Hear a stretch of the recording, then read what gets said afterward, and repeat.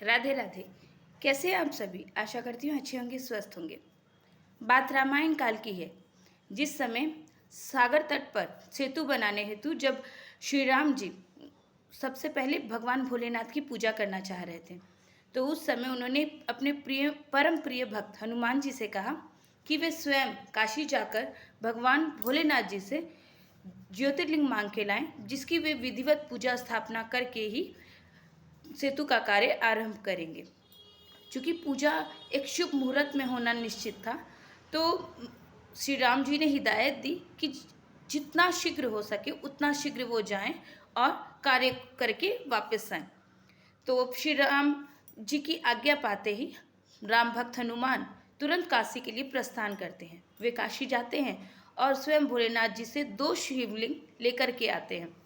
वो आ ही रहे हैं, मतलब वापस रास्ते में आ ही रहे हैं, लेकिन तब तक इधर श्री राम जी और उनके भाई लक्ष्मण जी जो संपूर्ण तैयारी कर चुके हैं पूजा की, और एक एक निर्धारित मुहूर्त में भोलेनाथ की पूजा होना निश्चित था।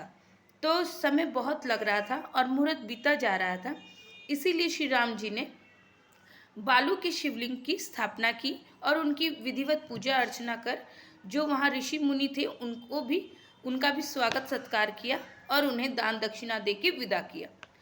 इधर इधर पूजा संपूर्ण हो गई और उधर जब हनुमान जी शिवलिंग लेकर के वापस आ रहे हैं तो उन्होंने देखा ऋषि मुनियों को जाते हुए, तो उनके मन में बहुत जिज्ञासा हुई।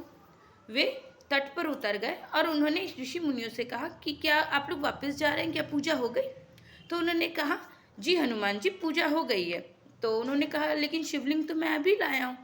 तो ऋषि मुनियों ने कहा कि स्वयं श्री राम जी ने बालू के शिवलिंग का निर्माण किया और उसकी विधिवत पूजा अर्चना की गई।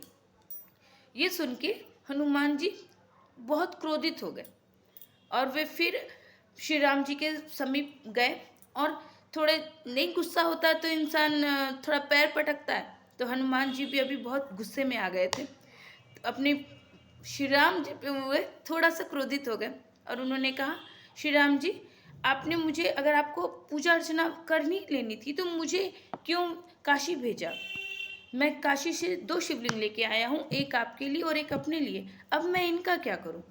चूँकि वे बहुत ज़्यादा क्रोधित थे, तो श्री राम जी ने बड़ी शीतलता और नम्रता के साथ कहा कि क्रोध ना करिए हनुमान जी, अगर आपको लग रहा है कि मैंने गलत किया तो आप उस शिवलिंग को जिसकी पूजा अर्चना मैंने की है, आप उसको हटा दीजिए और तब मैं आपके द्वारा लाए गए शिवलिंग की स्थापना वहाँ कर दूंगा। तो हनुमान जी ने कहा इसमें कौन सा बड़ा बात है। उन्होंने पहले अपने बाएं हाथ से शिवलिंग को हिलाया, शिवलिंग टस से मस नहीं हुआ। फिर उन्होंने दोनों हाथों से शिवलिंग को उठाने की चेष्टा किया, शिवलिंग फिर भी टस से मस नहीं हुआ। मतलब आप समझ सकते हैं कि स्वयं बजरंगबली जिनके अंदर सहस्त्र बल है, ठीक है, सहस्त्र गुना ज़्यादा बल है, उनसे भी शिवलिंग टस से मस नहीं हुआ। तो अंत में उन्होंने अपनी पूंछ को उस शिवलिंग पे लपेट करके एकदम कस के जकड़ लिया और तब उसे हिलाने की चेष्टा की, उठाने की चेष्टा की, लेकिन शिवलिंग तब भी टस से मस नहीं हुआ। लेकिन तभी शिवलिंग में से एक ज्योति प्रकट हुई और उस ज्योति के प्रभाव से जो हनुमान जी की पूंछ जिससे उन्होंने काटा, मतलब शिवलिंग को घेर लिया था, उनको जकड़ लिया था, वो पूंछ ही कट जाती है और वे मूर्छित होकर दूर जा कर के गिर जाते हैं। ये देख करके वहाँ उपस्थित अन्य वानर सब तो हंसने लग जाते हैं, लेकिन हनुमान जी मतलब अपनी मूर्छा अवस्था से को त्याग कर जब खड़े होते हैं तो वे अपनी गलती के लिए शिवलिंग से क्षमा याचना करते हैं और तत्पश्चात वे श्री राम जी से भी क्षमा याचना करते हैं कि प्रभु मुझसे बहुत बड़ी गलती हो गई, मैं अभिमान में आ गया था, मुझे क्षमा कर दीजिए। तत्पश्चात श्री राम जी तो अपने भक्त हनुमान जी को से उन्हें बहुत ज़्यादा स्नेह ही था। उन्होंने कहा नहीं, तुम्हें माफ़ी मांगने की कोई आवश्यकता नहीं, अब तुम जो ये शिवलिंग लाए हो इसे, जिस शिवलिंग की स्थापना श्री राम जी ने की है, उस शिवलिंग के दाईं तरफ जाके स्थापित कर दो। तो श्री राम जी के कहने अनुसार हनुमान जी ने उस शिवलिंग की स्थापना की और फिर उसकी पूजा अर्चना की। तब श्री राम जी ने हनुमान जी को ये आशीर्वाद दिया कि जो भी रामेश्वरम आकर इस शिवलिंग की पूजा किए बिना अपने इस तीर्थ को पूरा मानेगा, उसका जो तीर्थ होगा वो पूरा नहीं कहा जाएगा। और जहाँ पे जो हनुमान जी गिरे थे, वहाँ पे उस जगह को मारुत नाम दिया गया और उसकी भी पूजा अर्चना वंदना क्या विधान बनाया गया। श्री राम जी ने हनुमान जी को आदेश दिया कि वे अपना स्वयं एक अंश वहाँ स्थापित करें, जिसकी कालांतर में पूजा विधिवत पूजा होकर के मनुष्य का कल्याण हो सके।